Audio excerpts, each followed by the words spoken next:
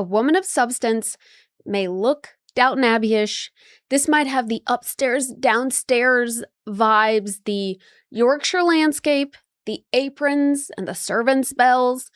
But this is not Downton Abbey, and you have been warned. But if you're wondering, what could the world look like for one of the young servants years later, maybe even the ones that were trying to make something of themselves, doing them tippy-tapping typing courses, you'll be surprised to find out that maybe, just maybe, they can become millionaire moguls in the 70s and take revenge on the family they used to work for the rest of their lives. Welcome back to the Rumour Mill, a period drama, history, and historical fiction sister podcast to the Regency Rumours YouTube channel, where there is less essay and more historical yapping. Today, we're talking about the BBC/Britbox reboot of the wildly popular book series and then TV series, A Woman of Substance. And boy, do we have a lot to talk about today. I had several requests to cover this show, so it's great that we can do it here on the podcast. Please consider liking and subscribing to the channel, following the podcast if you're a listener on your favorite streaming service, commenting, liking. I'm over on Substack now. I'm going to be writing a few articles about period dramas and historical fiction that I don't have time to make videos on, so see me over there. It really helps me to spend more time on the channel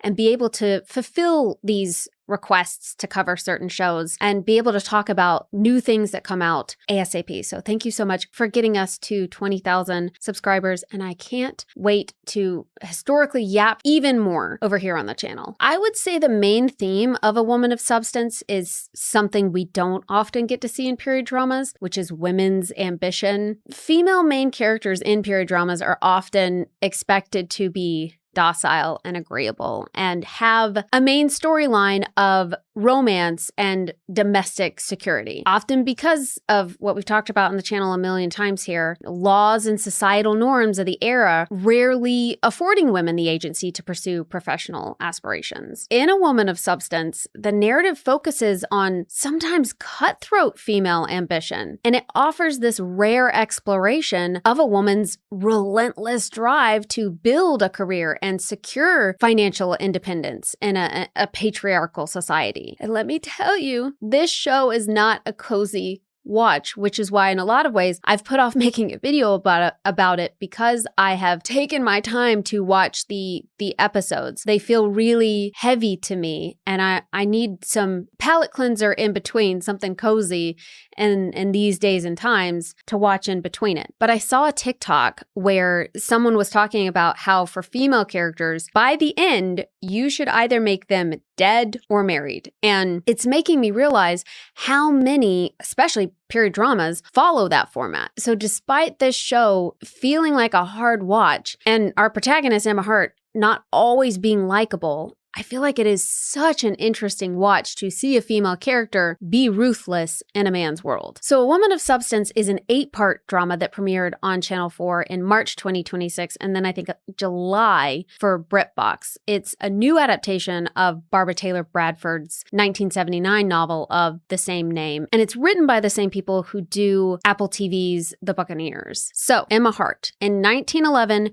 she's a maid at Fairley Hall, which is a grand Yorkshire estate owned by the Fairley family, who also own the local mill and, in a very real sense, most of the lives of the people within like a 10-mile radius because of them being a landed gentry family. Jessica Reynolds plays young Emma, and this is my first time seeing her in anything, and she is just phenomenal. She's got this contained but ferocious acting quality that I found really compelling to watch. So the story follows Emma from her wearing a maid's uniform, I think she's like in her early 20s, all the way to her New York penthouse where she is the world's richest woman. The older version of her is played by Brenda Blethyn in the 1970s. And let me tell you something. Brenda Blethyn is perfect for this role. You want to talk about range. Anyone. She can play like an insecure, nervous mother in the 2005 Pride and Prejudice. She can play a laid-back, serious detective in Vera. And she can play this cutthroat billionaire woman who's got this like silver gray bouffant. and an impeccable wardrobe, like a woman who's got full authority of all the people around her. And I just love watching a woman like her be in power. And she just comes off as like a Miranda Priestley in Devil Wears Prada. In the 70s timeline, it's her own family who are plotting to take her empire from her that she spent her entire life building. So the two timelines run together throughout the 8-part series. And I feel like maybe one of the main questions of the series is, was all of this worth it? Was all of the strife and fighting and revenge worth it to Emma Harte now that she's older? But in the Edwardian period, you had a small group of very wealthy families who controlled most of everything, and then a working class population that many of them worked in service for these families. And for women, domestic service was the single largest employment sector in the UK during this time period. I talk a lot here on the channel about how not everything has to be historically correct and we should be able to have fun with period dramas, and I absolutely believe that. But I also think that sometimes our cultural knowledge of the past is really shaped by the things that we have seen. And because so many more people tend to watch television and are able to relate with one another through series that they've watched over books, and especially like nonfiction books, people have a vision in their brain of what a time period is through certain series. And a lot of period dramas in that era tend to sanitize the work into like, light dusting and arranging of flowers in the home, right? When in reality, it was backbreaking. It was industrial level manual labor contained within a domestic setting.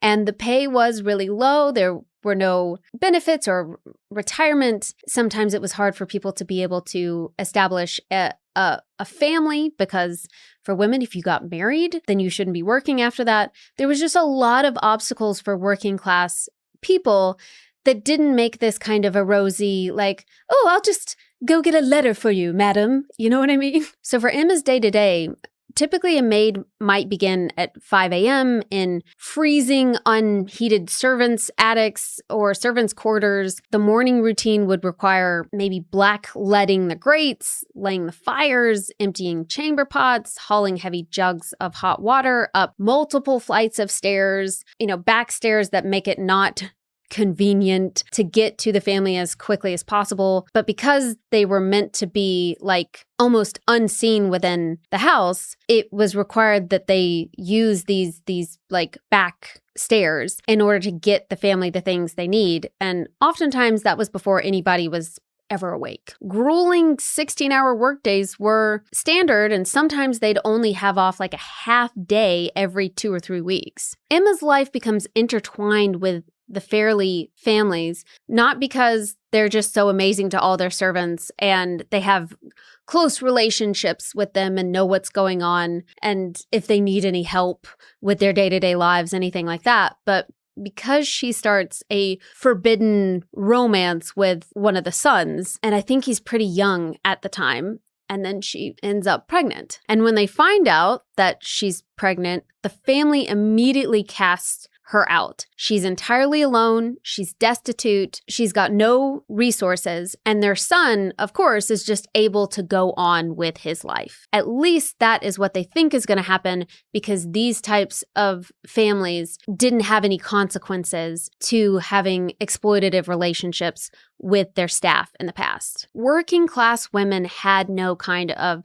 safety net at the time. A pregnancy could mean immediate dismissal, which resulted in a loss of housing and income, and crucially, her character, because she would have needed something like a written reference in order to secure any future employment. And that left some women having to turn to the workhouse or to sex work as her only means of survival. Meanwhile, the upper-class men in these situations, like Edwin, would face no consequences. What I love about this series is that it dismantles the fallen woman trope. Emma refuses to be this like tragic fallen woman who has fallen on hard times, and she just silently goes away in the background and dies in poverty, and her child is taken off of her. She decides, no matter the fact that the system is not meant for her and built for her and there's no safety nets,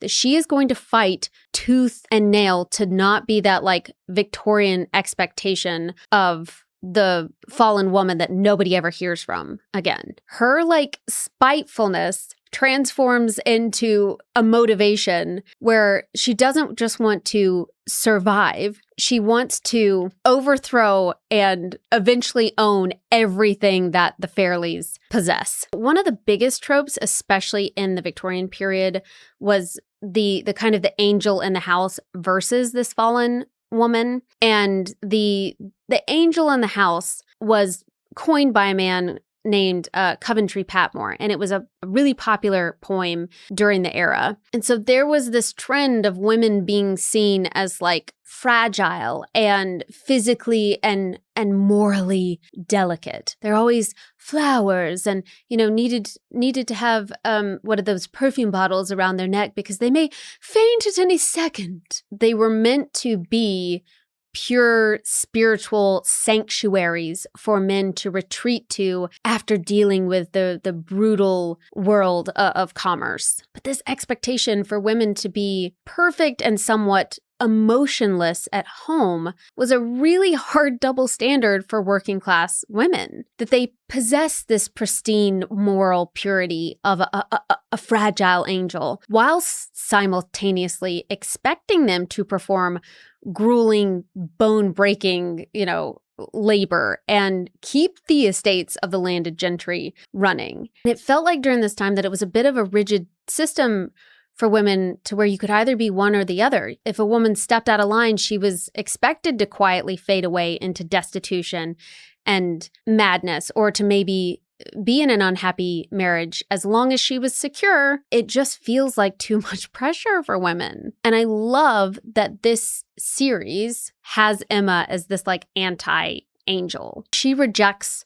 all of those stereotypes. When she's cast out by the Fairleys, she doesn't shatter because she was strong to begin with. So instead of going away quietly, she decides to become ruthless and adopt the aggressive traits that were required to survive and dominate in commerce as everything was changing from these landed gentry families to more of the like capitalist system that we see today. She proves that a woman can be just as shrewd and cutthroat and formidable as the men who are thriving during this time period. It's just that she needs to work like twice as hard. Absolutely most fascinating part of this series is how much the world changes from 1911 to the 1970s. And I feel like watching other period dramas, I just didn't realize these people could live in the same timeline. Oh, for me, the craziest one was Agatha Christie and Arthur Conan Doyle, because I have such a vision of him and Sherlock Holmes being very set in the Victorian era and, stagecoaches and the Victorian London smog and the, like Charles Dickens lifestyle of it all. And then to go, wait, Agatha Christie and Arthur Conan Doyle knew one another. She went missing for 11 days. And that's a whole different thing I would love to make a video on. But it was like international news that she went missing, and people thought that her husband had killed her. And it was like this big thing. Anyways, Arthur Conan Doyle was like trying to help find her and held like a seance, I believe, or he went to a psychic and gave them like articles of her clothing for the psychic to tell them where she was. And my mind was like, wait, how do these two people know each other? Like, because I like associate her with like the 30s and 40s, which by then you've got cars and Elvis is starting to come about. You know what I mean? Like, I just don't see them on the same timeline, but they were. So anyways, I found this series really fascinating because we start out in Edwardian England, where we do have like domestic service and women had basic economic rights, couldn't even have a bank account or inherit property. And then we get to the 1970s and like it's busy New York, and you've got yellow cabs and shoulder pads and global business empires. And I'm like, this is crazy that this is in the same timeline. When Barbara Taylor Bradford wrote the novel in 1979, the older Emma was essentially a contemporary woman. Like, Bradford wasn't writing about the past in that section of the story. She was writing about the present. And then the 1985 adaptation was similar in that way, that it was still within like the same time frame of when it was written. So it had to have been even more interesting to like be back then and it be contemporary and go, oh my gosh, the world has changed that much. But now with this 2026 adaptation, it kind of feels weird in a way, because you're watching two timelines of what would be considered historical times. And like, you've seen how much the world has changed since the 1970s. I feel like despite these two women being on different timelines, I'm completely convinced of them being the same person. And you would have to be able to pick the right casting down to a T in order for audience to be like, okay, yeah, there's been so many changes in the world. I totally see how this woman ends up this multi-billionaire. Downton Abbey gave an entire generation of viewers the idea of a relationship between the gentry class and servant class that was very generous. It was one that made it seem like these different classes of people's lives were very personally interlinked with one another, and most of the time it ended up working out. And that was just not the case. Now, Downton Abbey wasn't like lying. Like with anything, there is a range of different experiences that people have had in the past. There are documented accounts of servants who valued the security of well-run households. Downton Abbey gave us the best case scenario and then let us assume that it was the norm. Fellows kind of created this myth of a stable, harmonious symbiosis between the working class and their employers. It just was not realistic that there would have been like an egalitarian relationship between Lady Mary and Anna. They wouldn't have known such intimate things about each other, at least wouldn't have necessarily been involved in Anna's day-to-day life. Many aristocratic employers wouldn't have even known a lower housemaid's name in some estates. Some places there were strict rules that domestic staff had to physically face a wall if a member of the family walked past them. Emma, in A Woman of Substance, to be fair, I don't think this would have necessarily been realistic either, but she has a very toxic relationship with the women in this house who do manipulative things to get what they want from other family members to Emma. They make her do things around the house that would potentially get her fired or make her reputation bad, but they're willing to do it because she's disposable to them. Like, there's a storyline, I think, of the mother of the household telling her to put on a dress and then to go like one of her like fancy ball gowns and then go downstairs in that dress. And when she has to do that, other members of the family see that she is in their mother's clothing, but yet that's what the lady of the house told her to do. The Fairleys in A Woman of Substance are not the Granthams. Adam Fairley is conducting an affair with his wife's sister under the same roof. Edwin seduces Emma and gets her pregnant and then allows her to be cast out. Fairley Hall is not a community. It's an ecosystem of power, and Emma starts at the bottom of that. A lot of these period dramas that have that upstairs-downstairs dynamic, they kind of water down working class anger when in this time period there were riots and there were strikes. At times, I think people don't want to see a woman angry and screaming or throwing things or whatever it may be. But this series decides to go there. And in reality, we have a lot of evidence that working class people were angry and fighting back under the conditions that they were working under. And that aligns more with history than it being like, oh, like we were just treated so well all the time. One of the reasons that I did enjoy A Woman of Substance, even though it was a hard watch, was because Emma Harte does what a man with ambition might do. If you had the same story with a man who rose from nothing and used charms or strategic relationships and revenge to become the most powerful person in his industry, they would label it as an origin story of a titan. I do feel like there's this negative connotation around women who want the same things in something like a period drama. So The Guardian's review of this described the novel as the self-improving, bootstrap-straining, money-hungry, power-mad, ambition-laden mood of the decade to come. I feel like the term power-mad carries a different connotation when it has to do with a woman. I feel like when we see women trying to have careers in something like Downton Abbey, so for instance, Edith and her paper, or Mary and her pig farm, it's depicting like modernizing reforms that preserve the aristocratic family unit and their landed property.